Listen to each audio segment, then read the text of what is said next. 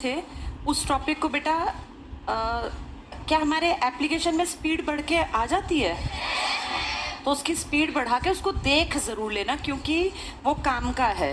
उसमें से कुछ फैक्ट्स निकलेंगे, फ्रांस से जुड़े हुए, ग्रीस से, यूनान से जुड़े हुए। हो सकता है विरोध जताया और चले गए थे, कुछ बच्चे यहीं थे। उस टॉपिक को बेटा क्या हमारे एप्लीकेशन में स्पीड था, तुम सबने देखा अलग अलग। अब तो सबके पास वीडियोस हैं, सिर्फ सोनीपत की बात नहीं है, देश के कोने कोने में कल एक लोगों ने विरोध जताया। और सबसे भयानक तस्वीर हमें दिल्ली की, और जो वीडियोस आज आ रही हैं वो कल से भी ज्यादा भयावह हैं, क्योंकि कल तो वो वहां पे बस वीडियोस बना के लोग तितर बितर होना पड़ा। लेकिन आज जो मैं सुबह देख रही थी तो उसमें सच में देख के ऐसा लग रहा है कि ऐसी मारकाट सी मची है जिसको देख के भी मन थोड़ा विचलित हुआ। और जो बच्चे पिट रहे हैं वो 18, 20, 22 साल के यंग बच्चे हैं। एक वो डॉक्टर्स की वीडियो आपने देखी होगी, 3-4 डॉक्टर्स, वो सिर्फ इसलिए आए थे कि कोई इमरजेंसी होगी, किसी को जरूरत होगी तो हम मदद कर देंगे। एक होता है ना भाई, मानवता के नाते। उनका कोई लिंक नहीं था, ना वो कोई विरोधी थे, ना कोई वो पट्टे बांध के नारे लगा रहे थे। वो तो बेचारे सिर्फ हेल्पिंग हैंड। बहुत लोग कहते हैं कि जेनजी में इमोशंस नहीं है, लेकिन कल की वीडियोस में आपने लोगों को सुना, मुझे लगता है अब जो पीढ़ी है ना वो हमारी पीढ़ी से ज्यादा समझदार है हर तरीके से, क्योंकि अब ज्ञान हासिल करना कंपैरेटिवली आसान है। और कल की वीडियोस को देख के अब तुम देखो क्या हुआ कल। इस सारे को एनालाइज करें अगर हम शाम तक की स्थिति को, तो जितनी गड़बड़ियां हुई उनकी जरूरत नहीं थी। जो कल हमने देखा, जेपी नड्डा साहब ने, वो 2 लड़के प्रतिनिधि बन के गए थे ना, 2 यंगस्टर्स, उनसे बात की। अगर ये बात 20 दिन पहले कर लेते तो क्या ये सारा ताम झाम, ये मंच पे इकट्ठे होना, नारेबाजी, इसकी जरूरत पड़ती क्या? जब वो कह रहे थे कि हम भूख हड़ताल पे बैठेंगे तभी सुन ली जाती उनकी बात कि मत बैठो, हमसे बात कर लो, किस बात पे भूख हड़ताल करोगे। जब सोनम वांगचुक ने कहा कि मैं भूख हड़ताल करूंगा, उससे पहले भी तो यही डिमांड थी। भाई सोनम वांगचुक तक चेहरा थे, क्या उससे पहले ये डिमांड नहीं उठ रही थी? पहले भी यही डिमांड थी, नीट का पेपर लीक ना हो, पेपर जो लीक होते हैं इनके ऊपर रोक लगाई जाए, यही तो डिमांड थी। उसमें 1-2 बातें और जुड़ गई। जो कल हुआ उसको देख के लगता है कि इन सब चीज़ों की ज़रूरत बिल्कुल भी नहीं थी, क्योंकि सरकार ने कोई स्टेप लिया ही नहीं। और हम इसीलिए क्वेश्चन बार बार उठाते हैं, बेटा ये किताबें, ये पढ़ाई ज़रूरी है, बहुत ज़रूरी है, लेकिन इसका लास्ट टारगेट क्या है तुम्हारा? नौकरी हासिल करना, वो पेपर से मिलेगी। अगर पेपर लीक होते रहेंगे तो फिर हम क्यों ही पढ़ और पढ़ा रहे हैं? और फिर तो ग्रुप डी से लेकर ये नीट, आईआईटी, ये यूपीएससी, फिर क्यों पढ़ रहे हैं लोग? कहीं ना कहीं मन में एक आस है कि अपनी गरीबी को काटने का एक तरीका हो सकता है कि हम पढ़ लिख के, अपने पेरेंट्स ने जो बहुत मेहनत करके जैसे तैसे पेट काट के तुम्हारी फीस भरी है, तुम्हें पढ़ने का मौका दिया, उसका बदला उतार सकते हैं कि हम पढ़ लिख के कामयाब हो जाएं, पेरेंट्स का बुढ़ापा और हमारी अगली पीढ़ियों की लाइफ भी सुधर जाए। लेकिन अब जो कल हम देख रहे थे उससे ये आइडिया होता है कि मोदी जी, और कल भी तुमने देखा संसद में क्या हुआ, संसद में कुछ खास हुआ ही नहीं, कोई जवाबदेही नहीं थी। कल भी मोदी जी ने इस मुद्दे पे बात ही नहीं की, और बीच में सदन की कार्यवाही अपना होके और चले गए। सदन में क्वेश्चन उठा था तो कम से कम उसका जवाब तो देना चाहिए ना। और क्या रोज ऐसे भाग जाने से काम चल जाएगा? हम किसी एक पार्टी के पक्षधर नहीं, विरोधी नहीं, भाई तुम स्टूडेंट्स, मैं टीचर। हमने जो कल देखा, कुछ लोग कह रहे थे कि ये विरोधी पार्टियों ने करवाया। पता है विरोधी पार्टी कहाँ आती है? जहाँ लोग इकट्ठे हो जाते हैं। विरोधी पार्टी लोगों को इकट्ठा नहीं कर पाती है, विरोधी पार्टी तो उस मौके का फायदा उठाना चाहती हैं। एक क्वेश्चन ये है कि स्टूडेंट्स इकट्ठे ही क्यों हुए? और तुमने वीडियोस देखी, उनमें से बहुतों को तो सिर्फ और सिर्फ अपनी चीज़ों से मतलब था, पेपरों से। किसी को राजनीति का कुछ नहीं पता था, बिल्कुल नॉर्मल यंग बच्चे, 20-20, 18-18, 17-17 साल के, जिनको राजनीति से कुछ नहीं लेना। बहुत लोग कह रहे हैं कि ये ना सब अंधभक्त, जो इस तरह के बच्चे थे कि जो कह रहे थे पहले कि हम मोदी जी के बहुत सारी चीज़ों में पॉजिटिव देखते हैं। देखो बेटा, हर आदमी में अच्छाई और कमी होती है। मोदी सरकार जब आई थी 2014 में तो बहुत सारी एक्सपेक्टेशंस थी, और हम जनता के तौर पे दुखी थे 2014 तक, हमें लगता था कि कांग्रेस को हटाना चाहिए, नई पार्टी को लाना चाहिए, क्योंकि 10 साल से कांग्रेस बैठी थी और उसमें कमियां आ गई थी। सब में आ जाती हैं, एक लंबा टाइम जिसके पास पावर रहेगी ना, वो गड़बड़ियां स्टार्ट हो ही जाती हैं अपने आप। मोदी जब सरकार आई थी तो हमें एक्सपेक्टेशंस थी कि चीज़ें बदलेंगी, लेकिन आज हम 12 साल बीत गए इस बात को, हमें ऐसा लग रहा है कि जो एक्सपेक्टेशन थी वो कहीं से कहीं तक पूरी तो छोड़ो, वो जो हमने एक्सपेक्ट किया था कि सबसे बेसिक चीज़ें रहेंगी वो भी खत्म हो गई। तो हमें ये एक बहुत बड़ी कमी नजर आती है। और अब एक क्वेश्चन उठने लगा कि मोदी जी बात क्यों नहीं करते। कल भी अगर हम देखें जेपी नड्डा के साथ जो बातचीत हुई है, मोदी पीएम है, इस देश का सबसे ज्यादा भरोसेमंद पद जिसपे हम सब जनता मानती है कि हमारा, जिस इंसान को हमने चाहा कि भारत की कमान उसके हाथ में हो, वो पद उनको मिला। तो वहां बैठ के एक जिम्मेदारी भी तो होती है ना कि वो बात कर ले। और रही बात स्टूडेंट्स की, किसानों ने जब अपना आंदोलन किया तो किसानों से भी तो बातचीत हुई ही थी बाद में जाके। ये तो समझने की बात है कि जो विरोध करता है, अगर वो लोकतंत्र में विरोध कर रहा है तो उससे बात की जानी चाहिए, भाई किस चीज़ का विरोध कर रहा है, क्या तेरा विरोध जायज़ है, अगर जायज़ है तो हम इस पर बात कर लेते हैं।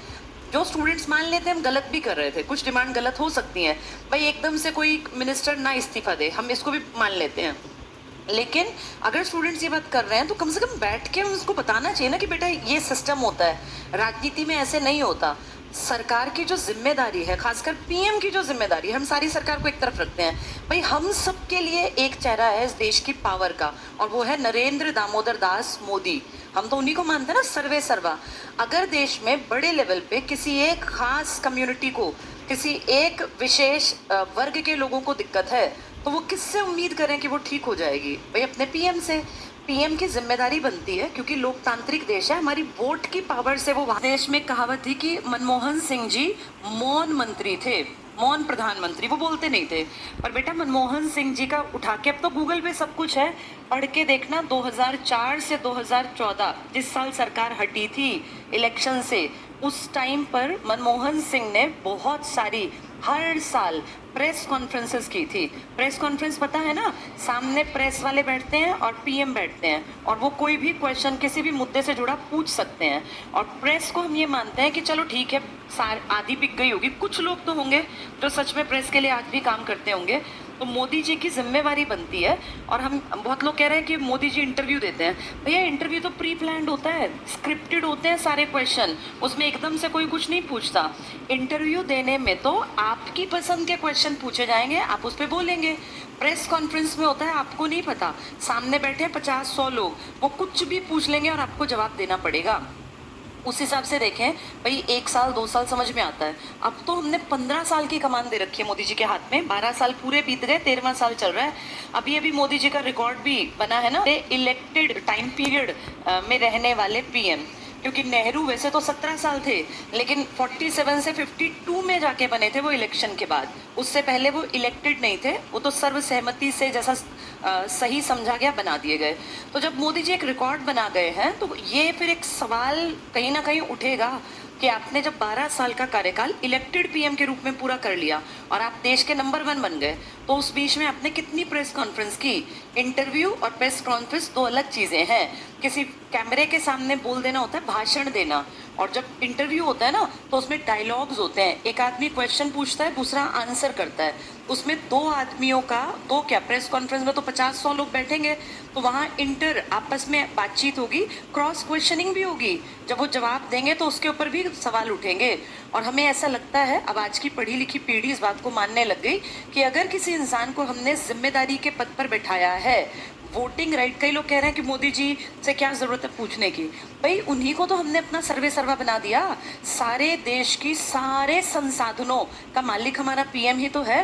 क्या चीज़ कैसे इस्तेमाल होगी अगले 5 सालों में, सारी प्लानिंग वही तो करते हैं, तो हम उनसे क्यों ना सवाल पूछें। और जो लोग कह रहे हैं कि नहीं ऐसे प्रेस कॉन्फ्रेंस, सारी दुनिया के किसी कंट्री को उठा के देख लो, सब प्रेस कॉन्फ्रेंस करते हैं, चाहे वो यूएस का प्रेसिडेंट हो, चाहे वो किसी छोटे देश का प्राइम मिनिस्टर या प्रेसिडेंट। ये जिम्मेवारी होती है, आप जिस पद पे बैठे हैं वहाँ बैठ के आपने क्या किया। और मुझे ऐसा लगता है, इंसान है, मैं हूँ, तुम हो, कोई भी है, बेटा गलती तो किसी से भी हो सकती है ना। मोदी जी क्या गलती नहीं कर सकते? कर सकते हैं, इंसान ही तो है।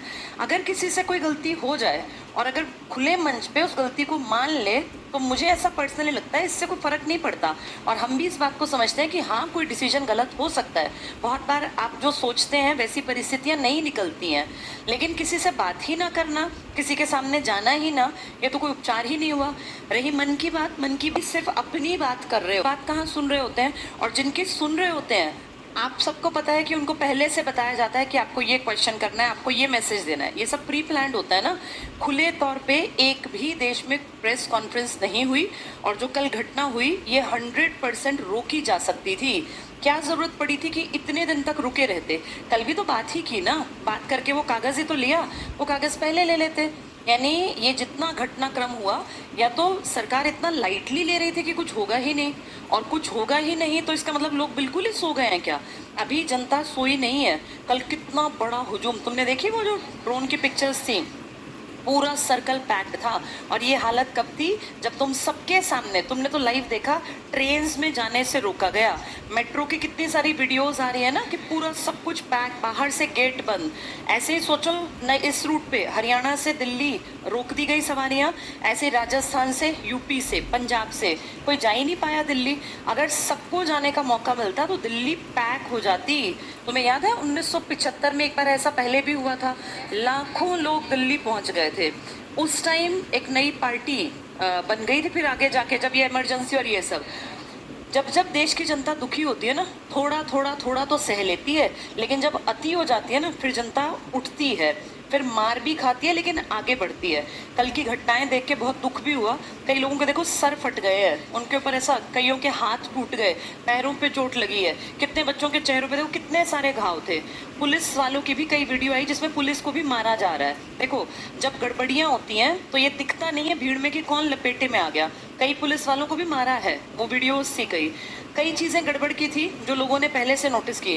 जैसे वो ट्रक जो खड़ा हुआ था पत्थरों से भरा हुआ, वो किसने लाके पहले ही खड़ा कर दिया? कुछ वीडियोस आपने देखी होंगी ना, ऐसे ही कुछ गाड़ियां जो टूटी पड़ी थी, जली पड़ी थी, वो पहले से खड़ी कर रखी थी।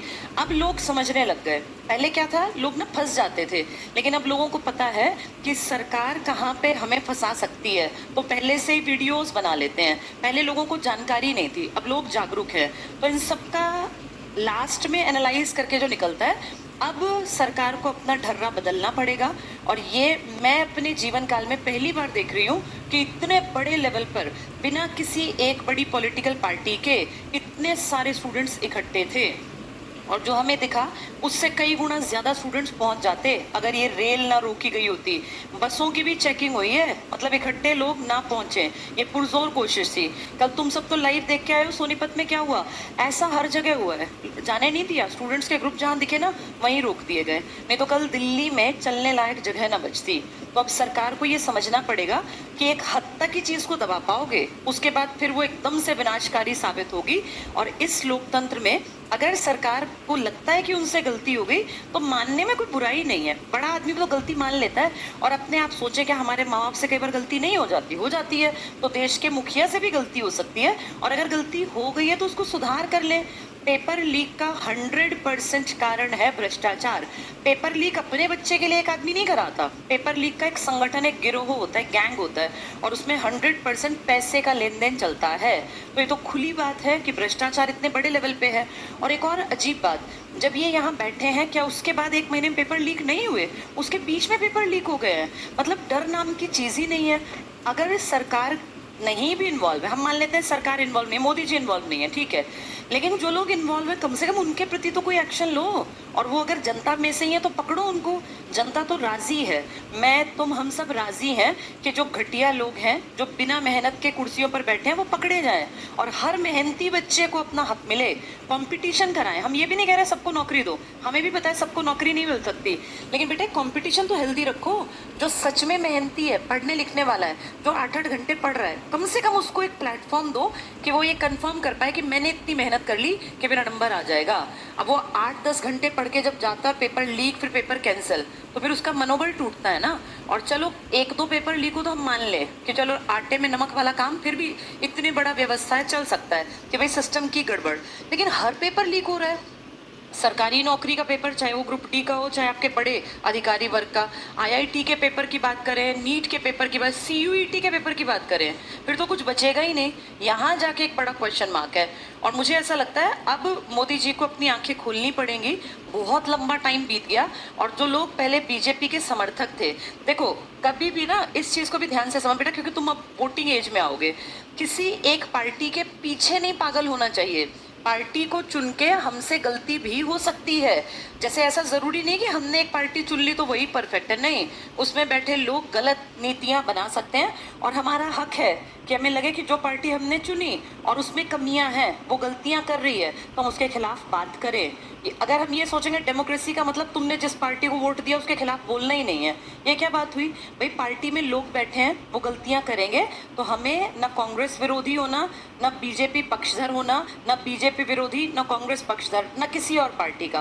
भाई जिस पार्टी को हमने अपने 5 साल के लिए अपना हेड बनाया, अगर उस पार्टी की बातों से हम शुरू में इंप्रेस हुए थे लेकिन उस पार्टी ने उस पर काम ही नहीं किया, तो फिर हम उस पार्टी को बदलने की कोशिश करेंगे, या हम कम से कम क्वेश्चन तो पूछेंगे कि आपसे हमने ये उम्मीद की। एक बड़ी फेमस लाइन हुई थी मोदी जी की 2014 में जब इलेक्शन थे कि न खाऊंगा न खाने दूंगा। बहुत अच्छी लाइन थी।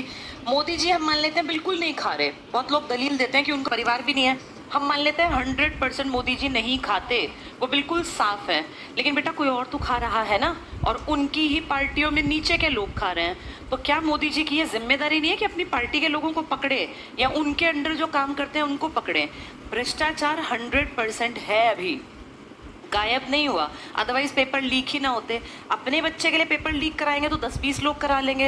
ये इतने बड़े बड़े गैंग्स जो पेपर लीक कराते हैं, 10 लाख का बिक गया, 15 लाख का बिक गया, 20 लाख का, सोचो कितना बड़ा बिजनेस बना लिया। और मोदी जी की ये लाइन तो फिर बिल्कुल काटा लगाने पड़ेगा कि मैं नहीं खाऊंगा चल जाएगा, लेकिन आप खाने तो दे रहे हो, तो कहीं ना कहीं जिम्मेवारी तो है। और आज 12 साल प्लस के टाइम में हमारी एक्सपेक्टेशन है कि कम से कम अब मोदी जी जान लें गलती किसी भी इंसान से हो सकती है, हो सकता है इस सरकार से भी हो गई हो। अभी भी 3 साल बचे हुए हैं, 3 साल कम नहीं होते। अपनी इमेज अगर सरकार को सुधारनी है, पेपरों पे काम कर लें, पेपर लीक करने बंद कर दें, टाइम से पेपर लें, बच्चों को फेयर सिलेक्शन मिले तो ठीक है, फिर कोई दिक्कत नहीं है। पर अगर यही ढर्रा चलता रहा और ये सोचेंगे कि लोग भूल गए, तो लोग भूलेंगे नहीं। अब जनता जेनजी ज़्यादा तेज़ है। अब तक जितनी पीढ़ियां आई, आंदोलन हमेशा से हुए हैं, ऐसा नहीं आंदोलन नहीं थे। अन्ना हजारे का भी आंदोलन था, उससे पहले जयप्रकाश का बहुत बड़ा आंदोलन था 70 के दशक में, बहुत। लेकिन बेटा ये पहला आंदोलन है, मैंने जितनी पढ़ी हैं चीज़ें उनमें ये पहला है जिसमें कोई एक बड़ा चेहरा नहीं था, कोई ऐसा नहीं था कि एक सिंगल पार्टी लीड कर रही थी। कुछ लोग दलील दे रहे हैं कि वहाँ बसपा वाले पहुंचे हुए थे या भीम आर्मी पहुंची थी, पहुंचे थे, सब पहुंचे थे, लेकिन वो सब नीचे थे।